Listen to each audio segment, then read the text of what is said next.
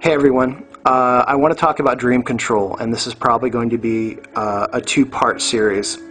One, I'm going to explain how I came to have this knowledge, and two, I want to give you everything that I know so that you can begin working on this. The Illuminati are masters of dream control, and we actually live in a byproduct of their dreams and of their astral work, and we are not benefiting. We are asleep in their world, and they do everything they can to keep us unaware and keep us in control and not realizing our greatest potentials. And dream control is one of those tools that once you have a number of lucid dreams, you will begin to realize how much more powerful and divine you are. These are the things the Illuminati and the reptilian agenda does not want you to realize.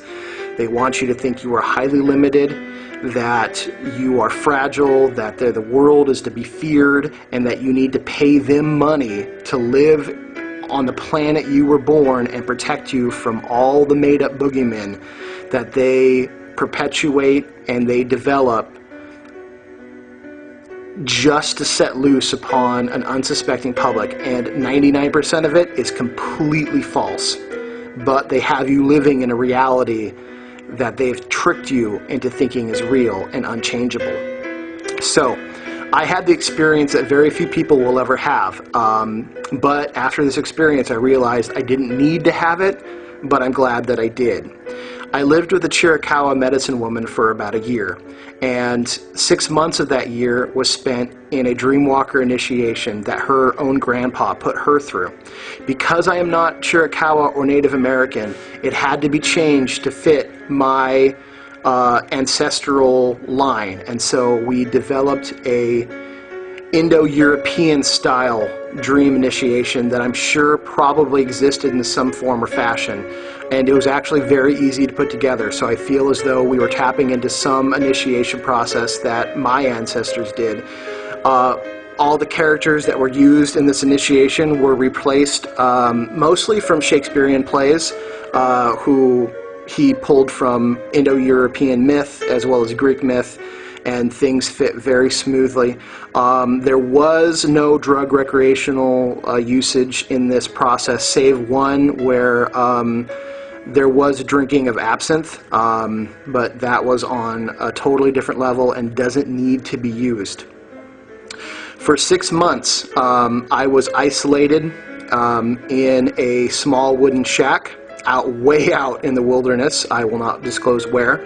A friend of mine also was stationed in a small wooden shack about 15 miles apart, and this G.O.O.D.S medicine woman lived somewhere in the area. I still don't know where, and never did find out. We spent this time in almost complete and total isolation. I stayed in my shack, he stayed in his. There was a circle of stone that surrounded our shacks that we were not to leave. She would bring us food sometime, I'm guessing early mornings. I never saw her. I would just wake up and there would be food available. It was simple proteins and water. So yes, there was a detox element involved.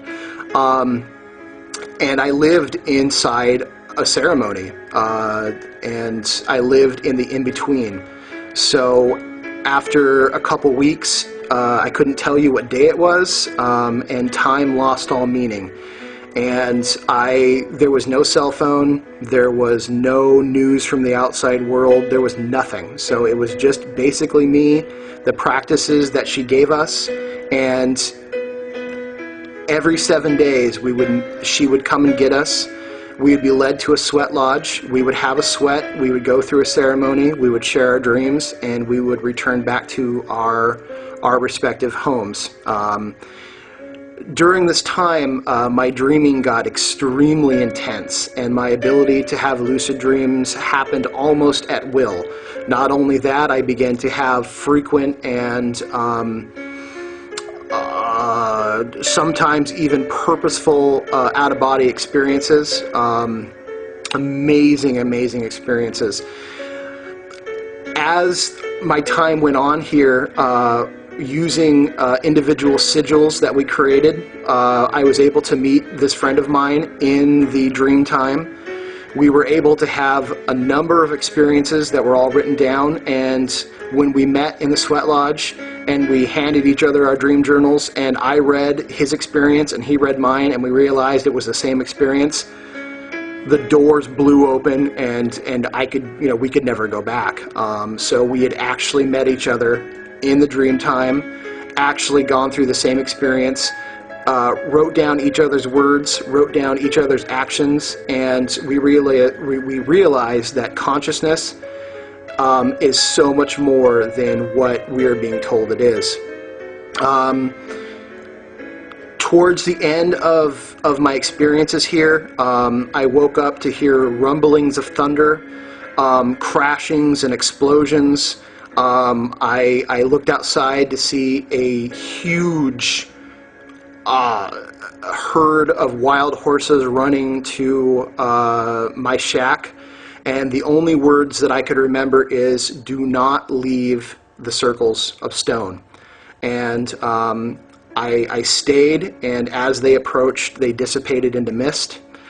Later, nightly UFO visits, they would hover above where I was staying. And at some point, they actually, visitors did come into my shack. Whether or not these were projections, if they were more in the dream world, or if these were actual physical encounters, I can't say for certain. But I met a large number of different races, and we do have allies out there. We really do. I met what people call I'm sorry, man, this just even talking about this, so much floods to the surface, and I have to keep it censored. I met races that was from Andromeda. I met races that were called the Nords. I met Pleiadian. I met a group that comes from the Pleiades. I even met some Greys who weren't as hostile as usual, but for whatever reason, the experiences and the awareness that I was gaining in this process opened me up to meeting them. So I don't know if they were there and they're just undetectable to our normal consciousness, and when we go over and we cross and live in that type of ceremonial awareness, that they become visible to us. My thinking is that they're probably always around us. It's just we're not always able to perceive them because they are interdimensional and can exist in a dimension that our physical senses don't always pick up. So I wonder if this experience didn't wake me up enough to see them. And even as a younger kid, I had experiences with UFOs and these sort of things anyways. So this is what I did. I lived 6 months as completely just dreaming. Like I said, the days flowed into each other, and at some point I couldn't tell where the dream started and the waking consciousness began. And the real mystery was, even waking consciousness is a type of dream.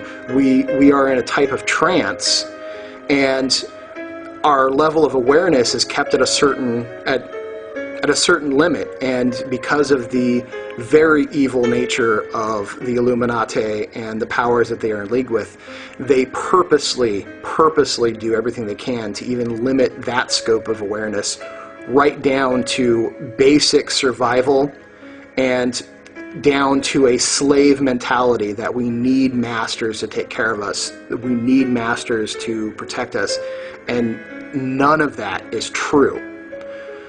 We have the ability to become aware of our dreaming selves and build amazing things for ourselves and allow it to manifest into this physical realm. So that's where I gained all this knowledge that I have, and I'm going to share this with you in the next video. I really feel that for anyone who wants to be part of the Grand Order of Draco Slayers, that you pay very close attention to the next video, and you begin to apply this daily, and I would love to hear a lot of your experiences. So the Dreamwalker experience that I went through in a Indo-European flavor was a hallmark moment in my life, and something I'm glad I got to share with you. Be right back.